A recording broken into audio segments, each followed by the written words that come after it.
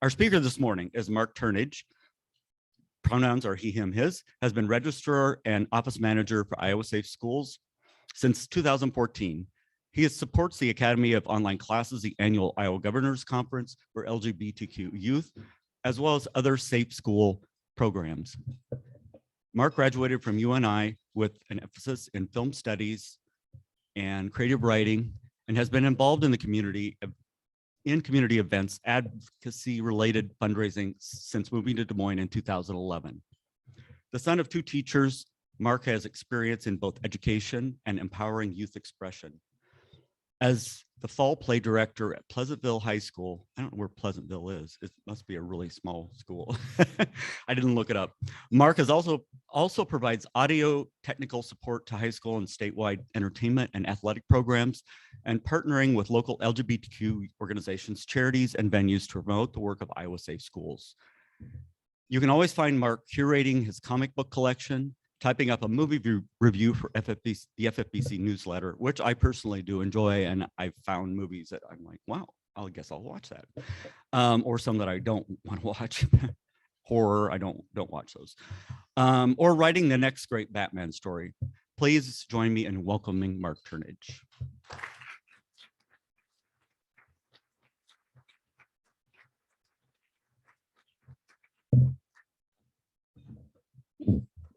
Well, first, thank you here for the students today for all your hard work and determination.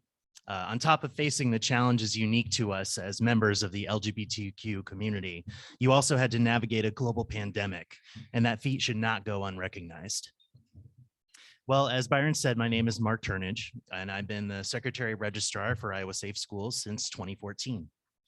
My road to a career with Iowa Safe Schools was not easy or immediately obvious, but I believe that an intrinsic part of being queer is the ability to adapt, create, and overcome. In the 2017, I had been out of college for 6 years, and I was struggling to find direction in my life. I didn't really see college as a time to start over or expand socially. And while I eventually made peace with coming out and accepting myself as a gay man late into my college years, I didn't take advantage of the LGBT groups on campus and mostly kept to myself, having lost a considerable chunk of friends after coming out during my junior year.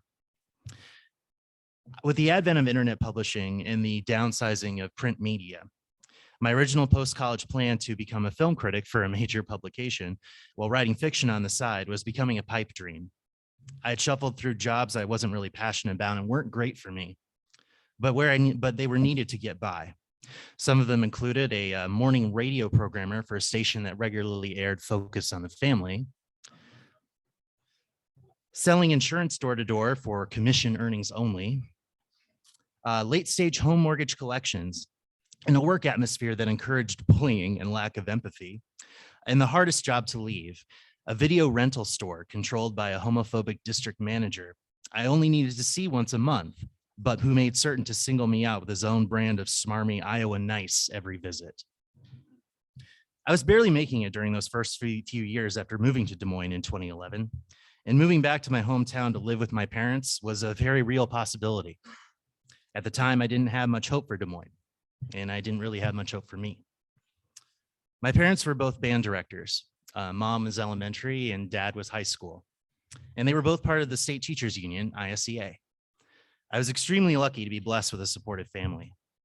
When I came out to my parents in 2006 in a Nebraska Super 8 hotel room on the way back from a Christian summer camp in the Rocky Mountains, their main concern wasn't that I was gay, but that I was being responsible with my health. In the years that followed, my struggles with depression and hostile work environments were issues that my parents saw, but weren't really sure how to help. Yet they were beginning to understand their son as a gay man instead of a straight one. As regular subscribers of the ISEA newsletter, they saw a job opening for an administrative assistant with an anti-bullying LGBT nonprofit, Iowa Safe Schools, that occupied an office in their headquarters downtown, and my parents encouraged me to pursue it. At the time, it felt like any other random opportunity that I'd had before. Nothing special on paper. Sure, I had to deal with bullies of my own in high school, but it wasn't for my sexuality. It was because I was too unathletic, too skinny, too clumsy. And I remembered how their words made me feel. The social opportunities and spaces I abandoned because I was bullied out of them. Working for an organization like this, at least this way, I could make a difference. So other kids wouldn't have to feel the same way I felt then. I took the job, and 8 years later, my roles and responsibilities have evolved in ways that I never could have pictured at the time. It does get better, just not in the ways that you expect. All students need a safe and supportive learning environment to succeed. Unfortunately, bullying, harassment, and discrimination against LGBTQ students occurs all too often in our schools. In a recent Trevor Project survey, 82% of transgender youth reported that they feel unsafe at school, and 74.1% of LGBTQ students were verbally bullied in the past year because of their orientation. As these students face verbal and physical harassment, educators, policymakers, parents, and other students are often hindered by a lack of effective resources or recourse. And that's where Iowa Safe Schools comes in. We provide comprehensive support, victim services, resources, and events for LGBTQ and allied youth. Serving over 5,000 students annually in all 99 counties, Iowa Safe Schools is the largest LGBTQ youth serving organization in the Midwest. So how did we get here? Founded in 2002 as the GLBT Youth in Iowa Task Force, which kind of makes us sound like the X-Men, doesn't it? Iowa Safe Schools began by hosting community forums across the state and talking to leaders about the importance of protecting all students. These forums led to movements in many Iowa communities to pass protections against discrimination based on sexual orientation and gender identity. In 2007, Iowa became the 10th state in the nation to pass a comprehensive safe schools law that protects all students. Included with the safe schools law was the extension of the civil rights law, which protects LGBTQ school staff members from discrimination. At the time, Governor Culver, Lieutenant Governor Judge, and other legislative leaders made the historic passage of these laws a reality. But the fight for the safe schools law was not an easy battle. After years lobbying in the Iowa legislature to pass this important bill, Governor Culver and Lieutenant Governor Judge made it a priority in their first 2 months in office to pass. With their help and that of floor manager State Representative Roger Wendt and State Senator Mike Connolly, the safe schools law became a reality. The bipartisan vote on SF 61 made protecting students in schools not only an ethical, professional, and moral obligation, but a legal one. Iowa Safe Schools was a staff of 2 until 2016, when the organization secured grant money to hire 2 more employees. Since that time, Iowa Safe Schools has ranged from 4 to 8 employees on staff, specializing in different areas that benefit LGBTQ youth. Iowa Safe Schools addresses the issues facing LGBTQ students and their educators through 3 departments: public policy, education, and youth engagement. Our Director of Public Policy, Damian Thompson, organizes our annual Spirit Awards honoring LGBTQ youth advocates and business professionals, and is a regular at the Capitol, working with legislators to lead the charge to finally ban conversion therapy in Iowa, strengthen anti-bullying protections, and to protect civil rights, amongst other initiatives.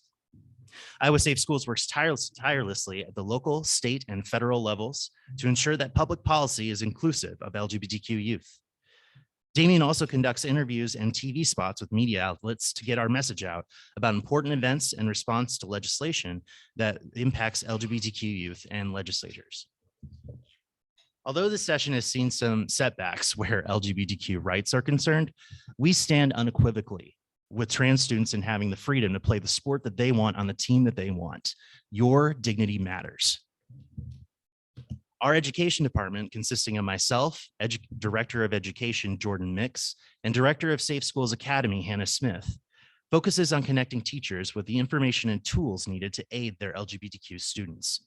We accomplish this through several annual conferences, including the Trans Education Summit, partnerships with districts and area education agencies to provide comprehensive trainings, and through our Safe Schools Academy, an online catalog of 52 classes approved by the Iowa Board of Education for teacher license renewal.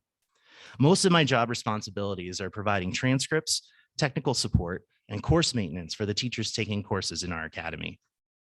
Our classes are taken by about 4,000 teachers a year. I also teach one of them, on LGBT representation in film. If you're not a teacher, not a problem. Anyone can take a Safe Schools Academy course as professional development. And while our main focus is the educational sphere and teachers, The majority of our classes can easily be applied to any professional setting. One of the things I'm passing around is one of our more recent projects, which is the high school edition of our school-wide Pride Guide. It's a curriculum kit that our education department developed that focuses exclusively on LGBT affirming lesson plans. But by far the most forward-facing element of our organization is our youth engagement team. Our executive director, Becky Smith, was formerly the head of youth engagement before she became ED in late 2020. The youth engagement team at Iowa Safe Schools serves LGBTQ students directly across Iowa and the greater Midwest.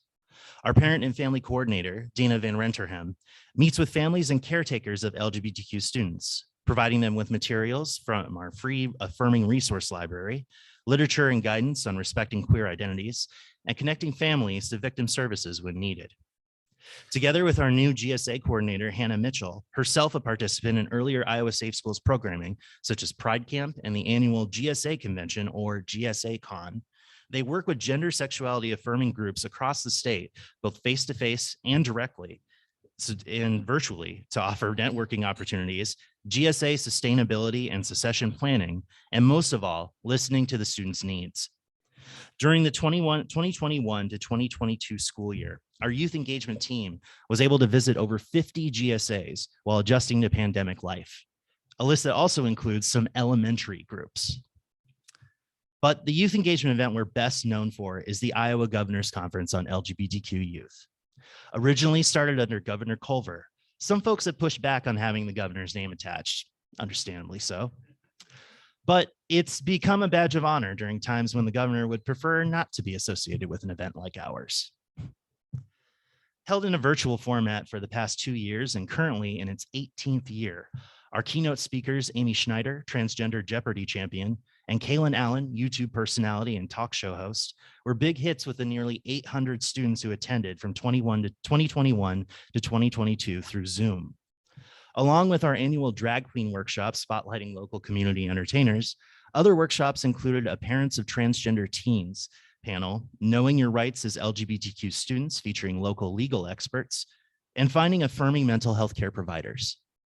Other ongoing projects include coordinating with PFLAG chapters in Sioux City, Oskaloosa, Cedar Rapids, and Mount Pleasant, building an index of affirming churches and youth groups statewide, and our upcoming Pride Tailgate held June 11th from 12 to 4 p.m. in our office parking lot on 600 East Court Avenue. We will also be featuring screen printing with the Des Moines Arts Center. But these are just some of the ways Iowa Safe Schools supports LGBTQ youth. The heart of this work, though, is in the experiences. Pinning a flag into a superhero cape for a student at the governor's conference. Hearing from a teacher who took an academy class that they see gender differently now. Seeing the gratitude of kids at Pride when we give them buttons that match their gender identity. Part of the joy in this job is seeing the kids who have asked for our help find success and in turn make the choice to help others. It's not an easy choice to make when you've been through so much in a state that at the moment doesn't seem the friendliest to those who are different.